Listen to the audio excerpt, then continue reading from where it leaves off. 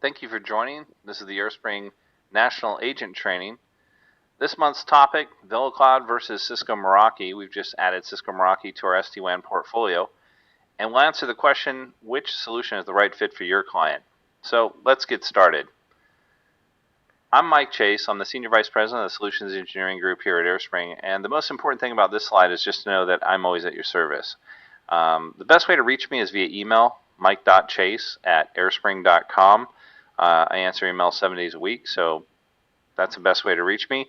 If you want to get me live, trying to call me can be difficult. A lot of times I'm in meetings, but you can WhatsApp me using my cell phone number here.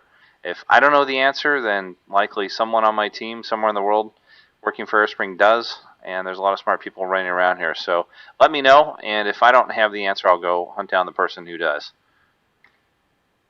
So AireSpring, we've been around since 2001. We're 100% channel focused, and I just want to say thank you to our channel partners out there who, over the last 18 months that we've been selling SD-WAN, starting with the VeloCloud, which is now VMware NSX SD-WAN offering. You guys have absolutely killed it. You've done a tremendous job selling these solutions all over the world, and have really continued to support us, and we've done some great designs and really large deals together. I just want to tell you how much appreciated it is. Please know that AireSpring continues to be rock solid. I think is extremely important given the news that we're seeing in the industry today. AireSpring remains debt-free and profitable. And the reason for that, we're family-owned and operated. Avi, Daniel, David Lonstein not only own the company, but continue to show up every day and operate it shoulder to shoulder with the rest of us here at AireSpring, and that's absolutely terrific. That's why we are who we are, which is a managed service provider and CLEC, competitive local exchange carrier. A lot of people don't know this, but we're a super carrier, and part of that means that we're processing over 4 billion, actually 4.5 billion calls per month. That's amazing. I mean, that's half the population of the planet Earth every single month in phone calls. Upstream for us, it's always SIP. Downstream, it could be PRI, it could be analog, it could be whatever, but upstream it's always SIP, and we're doing a tremendous amount of call volume there. We've got a very robust network. In fact, we upgraded all of our data centers and network last year. Our team did a terrific job with that. And that's how we continue to service our over 14,000 customers worldwide from our super pops in Los Angeles, Chicago, Dallas, New York, our headquarters in Los Angeles. Picture of it here, actually. We moved into this building in December 2017. It's about 40% larger than our previous building that we were in on the other side of Van Nuys, which is in Los Angeles, California. And then, of course, we have international offices, and those continue to grow tremendously as well in Manila, Pune, and other locations. Coast to coast here in the United States, we're in California, New York, Florida, and 12 states in between, and continue to hire people in the local regions to serve you. So just know we're here for you, and appreciate you guys being a great channel and continuing to introduce AireSpring solutions to your customers. Because, of course, we don't sell direct to the public. The only way that they know about us is through you. Again, we've leveraged the dozens of carriers that are connected to our super pops, the many different solutions that we have, and continue to be multi-location experts. Whether it's 10 sites or 5,000, we've literally done them all. And again, we're expanding internationally. We're around the clock 24/7, 365. So the AireSpring advantage, really what you get with AireSpring, a lot of our channel managers have been here over 10 years. And so you get one team, one quote, one order, one bill, one phone call for support. And it makes life very easy when you're dealing with dozens of carriers, thousands of sites, dozens of different solutions, all mixed together. And you really can just deal with one company. And so we really ease the burden for a lot of people trying to get their hands around their wide area network, particularly for the large customers. For the small customers, we continue to offer a lot of value for a very low price, and of course that white glove service that we're known for end to end in that full life cycle of technology. Here's just kind of a snapshot of the many carriers that are connected to us, whether it's our super pop in Los Angeles, Chicago, Dallas, New York. We started to do tours, particularly since the upgrade last year of the data center, so if you get an opportunity to attend one of those, definitely do it. It's worth it. But just know that we continue to be typically in the top 3 with all these carriers, one of AT&T's largest partners in the United States, CenturyLink and others. So again, we're delivering that value, those contacts, both at the executive as well as the engineering level with each one of these carriers, so that we can deliver for you and deliver for your clients. So let's talk about SD-WAN. The field continues to be crowded. There's about 44 SD-WAN vendors out there. And so to make it easier to understand, I've boiled it down into 4 types of SD-WAN. The first one is carrier class SD-WAN. This is, products like VeloCloud, which we offer. They're number 1 in the market and continue to be post-acquisition now with VMware. The product is called VMware NSX SD-WAN. I actually sit on the technology advisory board, so I get to see how everybody's doing it well, maybe not doing it so good. But carrier class SD-WAN has all the features. It does site-to-site connectivity. It does global SD-WAN. It does virtual cross connects. It does cloud, as well as services and edge computing, which is going to be very popular with IoT or the Internet of Things. I mean, it just does it all. It's multi-tenant. Can do traffic segmentation, forward error correction, packet duplication, jitter buffering, deals with all kinds of negative network conditions, virtual cross connects, and so on. It's just very feature rich. Then you've got, and this is what I think is the bulk of the SD-WAN vendors out there, what I call enterprise SD-WAN connectivity. They've got an interface that a lot of enterprise customers are used to seeing, kind of like, but it really focuses on site-to-site connectivity only, and really doesn't do any, cloud connectivity, a lot of the fancier stuff that the carrier class SD-WAN can do. It's really just there to get your sites connected. And unfortunately, that's not the really exciting thing about SD-WAN. It's, getting your sites connected to me is table stakes to the game. What's exciting is getting a virtual cross connect to cloud or a data center halfway around the world in Europe or China, where you used to have to wait 30, 60, 90 days to get connected. Now if you get up on SD-WAN, it opens up thousands and thousands of other endpoints, whether it's cloud providers, colo providers, SaaS providers, that you can now get connected to through AireSpring using our multi-cloud connect and other products. So I think enterprise SD-WAN kind of fills a niche, but it really misses the mark. Then you've got, MSP-based SD-WAN. This is like the big leaves. They don't do any site-to-site connectivity at all. Their focus is to take a particular, software as a service or SaaS or cloud or whatever, protocol and offering that a particular managed service provider has, whether it's voice or something else, virtual desktops, doesn't really matter, and take that protocol, enhance it, and bring all those customers back to that provider. Again, they don't do any site-to-site connectivity like enterprise and carrier class SD-WAN. They're just there to bring a myriad of customers back to that provider and enhance a subset of protocols that's pretty limited. Last but not least, you've got global SD-WAN. This is like the Ariakas, the Cato Networks, and now the AireSprings of the world, because we're offering global SD-WAN, who are really focused on international connectivity with SD-WAN. We've got the advantage, of course, of not only offering this service for international connectivity, but doing it with the number 1 vendor, VeloCloud, with 13 POPs internationally that, basically if you deploy our SD-WAN, you can connect to on the VeloCloud side. So we're really competing at the carrier class level and then global SD-WAN. We don't do enterprise, we don't do MSP. So let's look at Cisco's approach to SD-WAN, because they've really had a couple of different products, and it was a little bit confusing, even for myself who's a Cisco CCIE.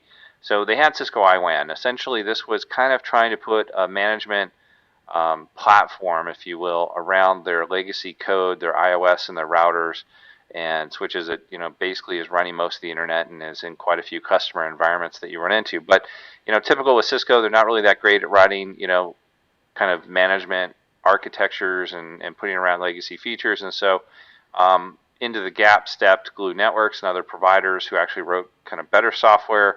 But ultimately, I think this is kind of a band-aid for a legacy approach, to routing and switching that's kind of going to fade into the past as next generation completely SD-WAN based platforms take over.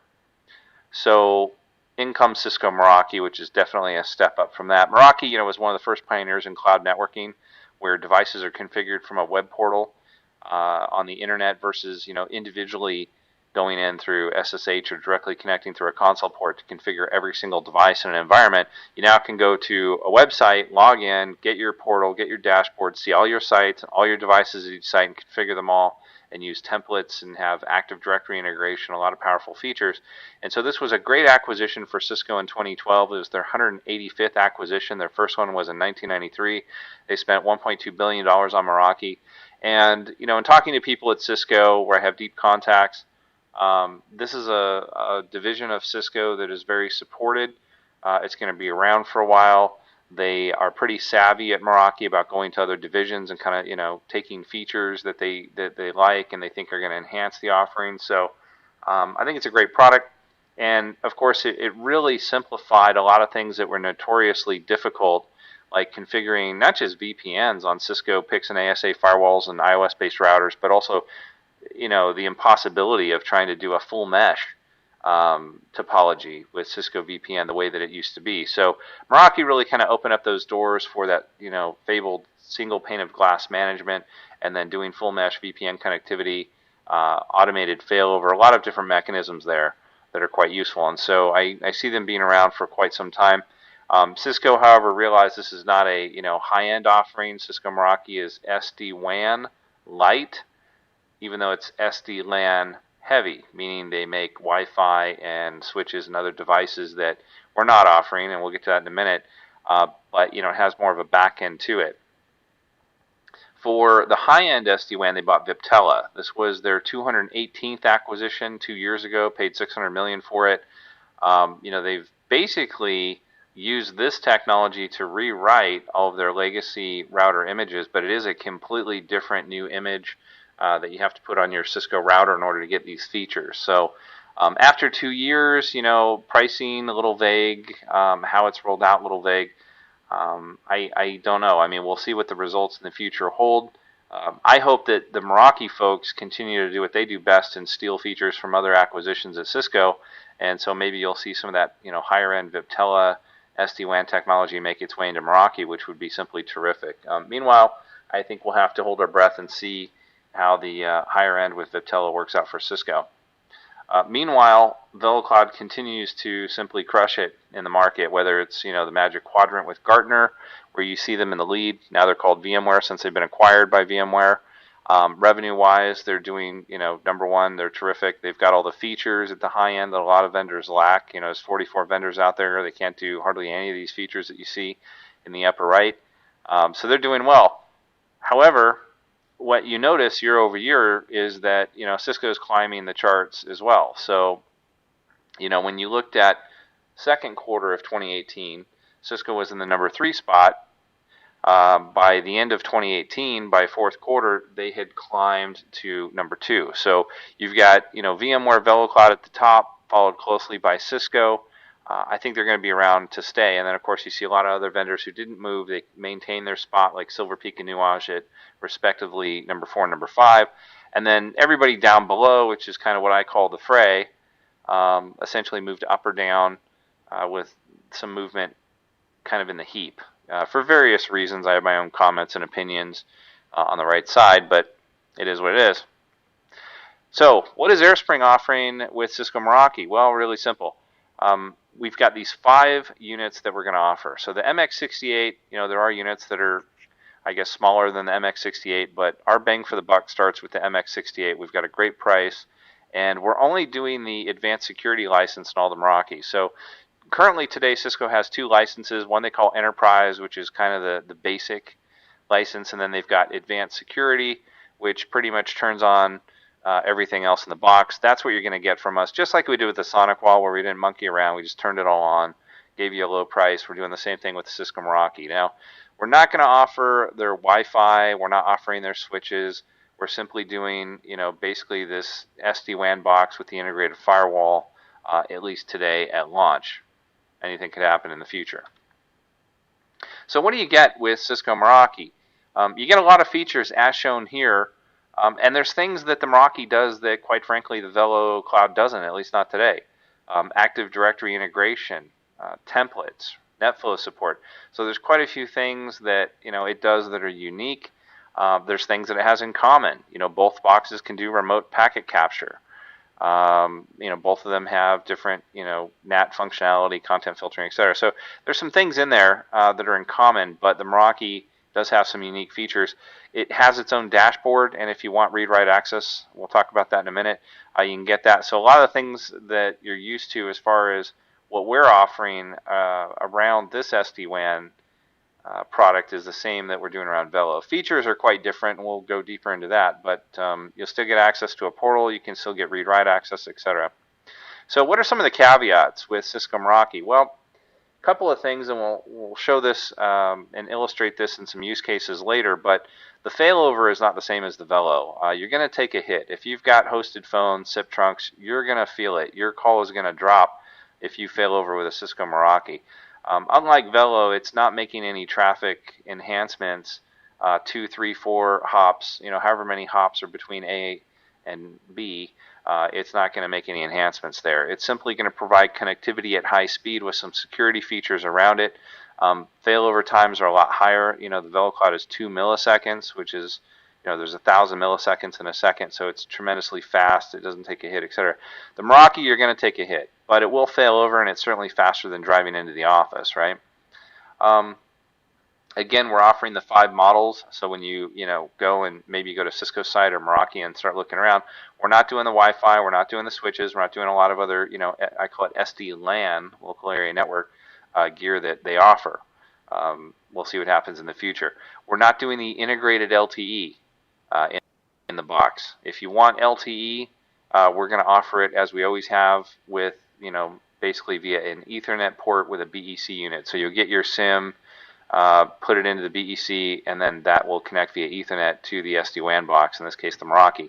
We're not going to be offering any AireSpring enhanced IP, so there's no IP addresses being delivered over SD-WAN from the AireSpring data centers, like static IPs that follow the box or any of those features that we called IP mobility or AireSpring enhanced IP, like we did on the VeloCloud. That's just not going to be available. There's also no cloud connectivity, so if you want to get connected, to multi-cloud connect and all those products, you have to go Velo. It's not going to be offered on the Meraki. We're also not going to merge with existing Meraki environments. So if a customer already has a lot of Cisco Meraki deployed, they've already got their portal, the two are not going to talk to each other. Whatever they deploy with us will be deployed with us, and they'll get a portal login, read-write if they want it, but it won't mix with their existing environment. The other thing is if you deploy any voice, SIP trunks, and that can be PRIs or analog on the back end upstream, it's always SIP for us. You do any hosted phones, there's going to be an ADTRAN router for both functionality and troubleshooting purposes that'll have to get deployed behind the Meraki device. Also, Meraki does not have a very mature BGP routing protocol. BGP is Border Gateway Protocol. It's always used with MPLS circuits. So it's not going to support MPLS. It'll do other private circuits, metro fiber, these kind of things, and it'll do all internet circuits, but it's not going to do any MPLS like the VeloCloud. The BGP implementation, even though it's in beta, is not mature enough, and it's not really even on the roadmap for Cisco. Trust me, I asked. The other thing is the firewall is extremely limited at looking at encrypted traffic. Now, they have a huge security story to tell, and we're going to tell that in the next few slides. But when I first saw this, I said, wow, 70 to 80% of all traffic that goes through a firewall these days is encrypted. I mean, you can't even go to google.com and try to do a search. If you go HTTP, it flips you to HTTPS, right? So I thought, wow, this is kind of bizarre.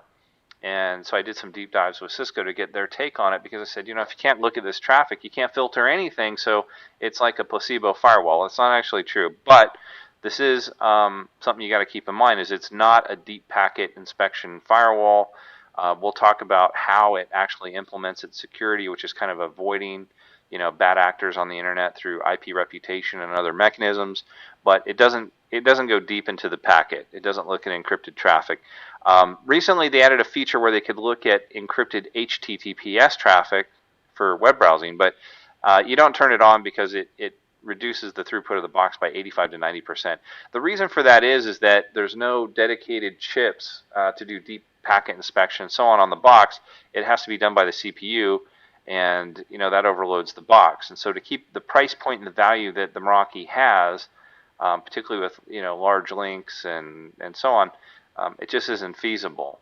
So keep that in mind. If you want a deep packet inspection firewall, go with our SonicWall offering. If you want end-to-end, quality of experience for voice and, basically hypersonic failover with no hit, no downtime, then you're going to go with VeloCloud as well. So the high-end products, we offer them.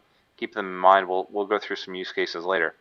The firewall doesn't support sandboxing for zero-day signatureless threats. It does have some, it's for threat grid, and believe it or not, it's actually an extra license, and we're looking into the pricing for that. But they will do sandboxing for files. Sandboxing means that you take traffic that's going through the firewall and you emulate a PC, and then you kind of, determine if there's malware in it, right? Because you don't have a signature for it, you're not really sure.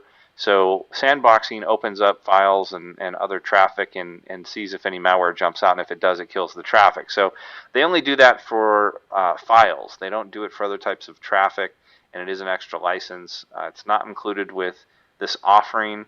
Threat Grid is what they call it. But we're looking into the pricing, and so it may be an add-on for you later if you're interested. It also doesn't do, Cisco Meraki is not doing any traffic segmentation. We'll show you that in the use cases. If you've got customers under regulatory controls, it may not be the box for them. We've got customers who want to keep their corporate traffic, voice traffic, PCI, credit card machines, digital signage, guest Wi-Fi, employee Wi-Fi, all of this traffic separate encrypted tunnels, site to site, separate VLANs, separate route tables, separate QoS policies, separate topologies. There's a lot that they can do, but that is a VeloCloud feature called traffic segmentation, and you can't do that on the Meraki. So we'll talk about those scenarios later. Just know it's not a feature you get on this particular offering. No stateful failover. Again, calls and apps will drop on failover and failback with Meraki. That's not one of its strengths. Its strength is, low price, high speed connectivity. We'll talk about that. But just keep these caveats in mind. However, all is not lost. It does have some strengths. So let's talk about those.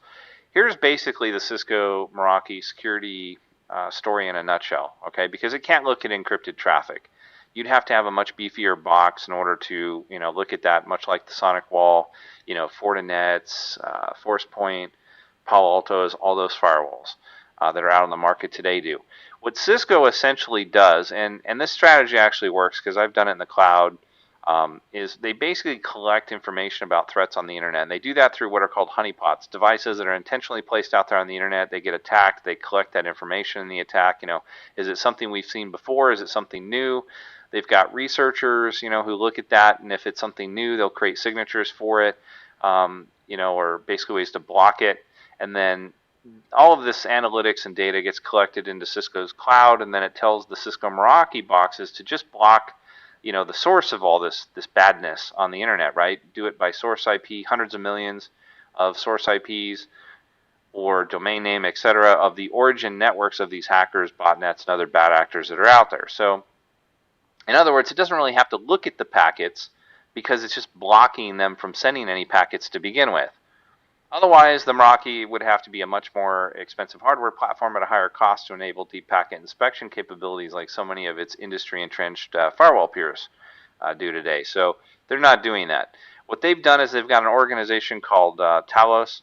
It's 250 security researchers helping to capture, analyze, and mitigate ongoing threats. They're currently number 3. Number 2, I guess, but they're number 3 technically. They're number 2 if you consider, they're next in line behind government players. But they're technically number 3 behind USA and China as to number of security personnel involved in threat mitigation. So, and it's hard to compete with the government, whether it's the USA or China. I mean, they've got a lot of money, right? So they're kind of behind them. You can read up on them, talosintelligence.com. They've also got Bright Clouds, so web reputation filtering. Again, a lot of this is IP or web or some kind of reputation filtering, meaning where is all of the, bad malware, the botnets, where's all this stuff coming from, and let's just block it, right?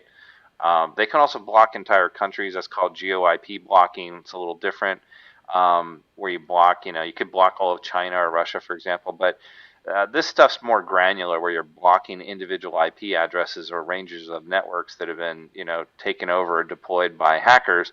And this is updated, constantly, because, hackers now are using cloud, and they'll spin up instances, go attack a bunch of people, and then kill off those instances, and then spin up more resources in another cloud, or maybe in the same cloud like with Amazon, but then they've got new IP addresses. So this stuff is continually updating.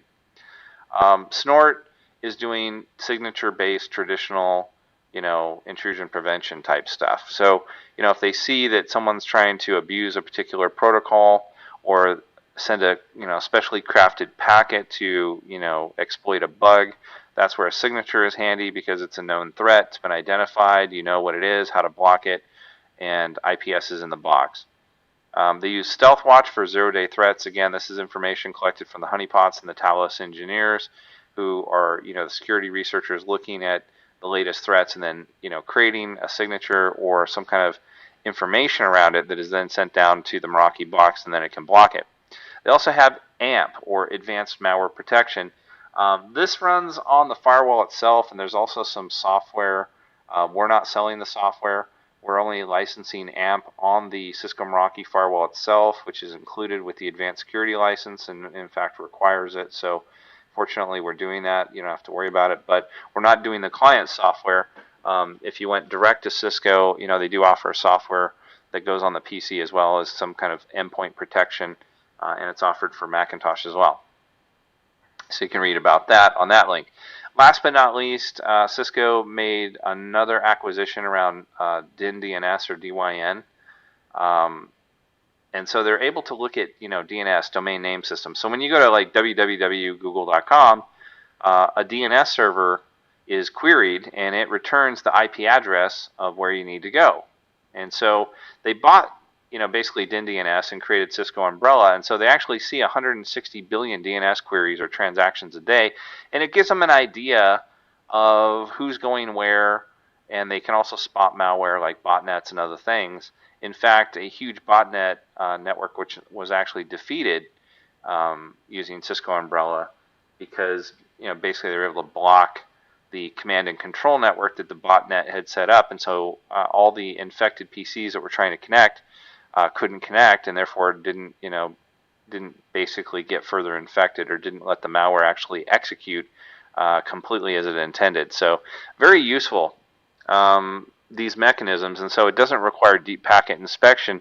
I actually did a lot of IP reputation when I owned cloud companies on this stuff, and I actually stopped with these type of mechanisms 100,000 attacks per day per data center at various locations around the world, and that protected my cloud customers tremendously. So these techniques do work. So the downside is it's not a deep packet, inspection firewall that's doing sandboxing of every protocol known to man.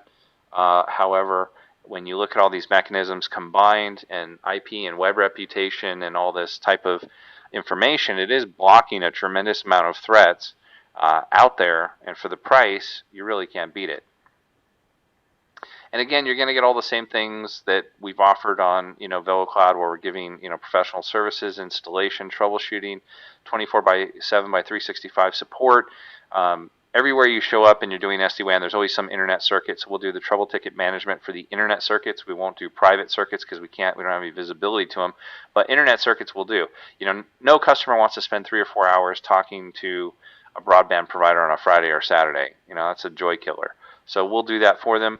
And we're continuing the tradition of, default read access, but if you want write access to the portal, either for visibility or you really do want to configure some stuff, we'll give it to you. Again, $150 an hour if you break it. We got to put Humpty Dumpty back together again. But if you want it, you got it. We send you a quick contract, has all the terms and conditions in it. Your customer signs it, sends it back. We have a short meeting just to, again, go over it and the expectations, and then they're granted access and off they go. So good to know. It's really helpful for those customers that are thinking about doing it themselves, but to be honest, even the most talented guys that I know, technically, still love the idea of being able to, say, hey, these are the policies, the priorities I want for QoS, or I want centralized internet, I want backhaul of traffic, I want my failover to work like this or that. They'd really love to push that off to AireSpring and just get it done, and then they're not blamed if it goes wrong. So good to have, right? Now, some other caveats and just things you need to know. Maximum WAN uplinks for the Meraki will be 2. Okay, it doesn't support more than that. And keep in mind, a lot of the limitations, these are things with the box and with Cisco. As you know, at AireSpring, we tend to open up as many features and we license things at the top level. So we typically turn up a product to its maximum capabilities, but these are the caveats, just so you know. Again, with VeloCloud, you can do 6. Frankly, you could do more. With VeloCloud, we've actually been successful at doing 802.1q trunks to upstream switches and then plugging as many WAN connections in as we want. Particularly when you take like a 48-port switch, you take one port for the trunking, the other 47 can be used for connectivity. So we've done some pretty cool things. We have a very savvy SD-WAN team. Traffic shaping, per flow, load balancing, the boxes will do the same thing. Per packet, optimized for voice circuits. This is where they start to differ. There's no forward error correction on the box. So just be aware of the differences, the caveat slide. This presentation is available online. If you don't have a login to our agentstar.net portal, contact your channel manager. That's where you're going to get this deck, the recorded webinar, all the ones we've done in the past in addition to this one. There's a lot of useful collateral online. You'll want to refer to these to know the differences between the two and some of the granular features. So again, as you get to, again, no BGP support, so you can't do MPLS. The VeloCloud, from a routing standpoint, is a much stronger box. It does all the traditional things you would expect, but then more, right? The other thing is, if you want a pricing tool, contact your channel manager. They can send this to you, or contact me. I can send it to you as well. At the low end, the VeloCloud, when you're protecting 10 megs of traffic, meaning that you want to enhance, whether it's voice or something else, 10 megs of traffic on a 100 meg circuit using our flex licensing, you can do it. And it actually costs less than the Meraki. But keep in mind, the Meraki is starting off at 200 megabits, whereas the Velo is starting off at 10 megabits. The other 90 megs on the Velo will just go out to the internet unenhanced. All right? So there are some differences price-wise. At the low end, if you're trying to protect voice or certain sensitive protocols, the Velo's still going to be, the better deal. But take a look. As you go up in speed, this is where the sweet spot hits for Meraki, right? You go to 200 megs, suddenly the VeloCloud is 236% more expensive. Now keep in mind, these are apples and oranges. You want, top shelf SD-WAN features and top shelf routing, next generation routing, VeloCloud, hands down. You want next generation security protection with full sandboxing, deep packet inspection, the whole 9 yards, SonicWall. We offer both of these as managed services. However, when you want high speed, full mesh connectivity, and you're not, concerned with regulatory or enhancing voice with forward error correction or dealing with negative network conditions 2 or 3 or 10 hops out, then the Meraki is a great price point, because for $70 you're getting 200 megs of throughput, right? And you're not paying $235 a month. So again, taking this example further, you go up to 400 megs. Now the VeloCloud box is $365 a month. The Meraki is still $70, and that makes it, basically the VeloCloud is 421% more expensive. So this tool will allow you at different speeds and feeds to compare the two technologies price point wise to see in a particular client scenario, is the bang worth the buck? So definitely ask us for that tool. Now, final thoughts on Meraki. They've done a great job. There's 4.5 million boxes deployed worldwide right now. There's 5.5 million users, 350,000 unique customers. So Cisco's very solidly in the number 2 spot here with this offering, and then going to add to it with Viptela, yet to be seen, but I would assume. So they've got some great features. They're SD-WAN light, but they're SD-LAN heavy on the LAN side. But, again, the value is you've got a customer who has huge pipes, wants full mesh connectivity, and wants to centrally manage it and have a security story around it that's pretty decent. The Meraki is going to do that. So great box. So let's get into some real, use cases. So you get a customer, they got 5,000 locations, they want to, they're doing hosted VoIP, or they want hosted VoIP either way, and they've got some private MPLS links. Hands down, this is a VeloCloud opportunity, okay? Because you're not going to be able to guarantee voice end-to-end with the Meraki. You can prioritize the voice up to the edge of the WAN, but not all the way through the WAN like you can with VeloCloud. And, with voice, that works about 85% of the time. Send it out to the internet and pray. Most of the time it gets there okay. Now, if you want to guarantee it 100%, then you're going to go with the VeloCloud, because it'll do packet duplication, jitter buffering, forward error correction, a lot of mechanisms to deal with negative network conditions that may happen, and it will also fail over without taking a hit. Nobody's phone call will drop if a circuit drops. It'll just fail over to the next available circuit. It'll fail back as well, still no hit. Users have no idea what's going on because they're never impacted. It's a VeloCloud opportunity. Another example, you've got a customer who is very much under regulatory controls, right? Whether it's PCI, HIPAA, whatever, they've also got MPLS links. You see either one of these, it could be a red flag that, hey, this has got to be a VeloCloud solution. Again, engage my team. We'll let you know for sure as we dive in. But these are some of the more obvious indicators. You've got voice, you've got regulatory, or you've got MPLS. Think VeloCloud. Now, Cisco Meraki, though, also fills a sweet spot. Example, healthcare. A lot of doctors, a lot of lawyers, a lot of places in retail are very cost conscious. It's part of their competitive edge. So in this case, this customer, 2,000 plus location, tens of thousands of employees, they really just want high speed, full mesh connectivity with a security story around it. And that's where the Meraki does really, really well, right? Because a lot of people have gig, internet pipes. Healthcare's moving big images, X-rays, all kinds of, MRIs, all kinds of large files around between these systems. And, they're not trying to improve that traffic. It's, pretty much all of that error handling is built into the applications. They're just looking at connectivity, full mesh, low price, put a security story around it that'll pass audit. Off they go. Meraki's a good choice. Again, another scenario, auto manufacturers, distributors, same situation. High speed, many locations, just looking to do what they can do, right? And so the Meraki fills that gap. So again, when you're looking at high speed, full mesh connectivity with a security story around it, the Meraki is good. When you get into regulatory compliance, MPLS, any voice deals, think VeloCloud. And also SonicWall if you need, deeper security. Again, on either offering, you'll continue to get free pre-sales network design, so engage my team. We've got a lot of guys who know what they're doing. You'll get free write access on either portal, whether it's the VeloCloud or the Meraki if you want it. This is great because then your clients don't have to, figure out, do I do it myself? Or, if I do a managed service, can I get the visibility and the access I want? Can I get all the features unlocked? Yes, you can. Minimum is read access to either portal. We don't charge for the portals. A lot of my competitors are charging for the portal. We don't. On the VeloCloud, you still have the free Flex licensing. That'll continue. Free third-party support for internet circuits. And, we've done pretty much any type of connectivity that's out there today. I mean, our team does a great job. We've done Ethernet, broadband, TDM, LTE. We've bonded many of these connections together with each other as well as multiples of each, and to create much bigger pipes. It's very, very interesting, some of the stuff that's been achieved in the design. So definitely talk to us about your opportunities. All right, so at this point we'll take questions. Also, if any questions come to mind that you didn't get a chance to ask during the webinar, just email me, mike.chase@airspring.com. Here's my contact information. Please reach out to me. Link to me on LinkedIn.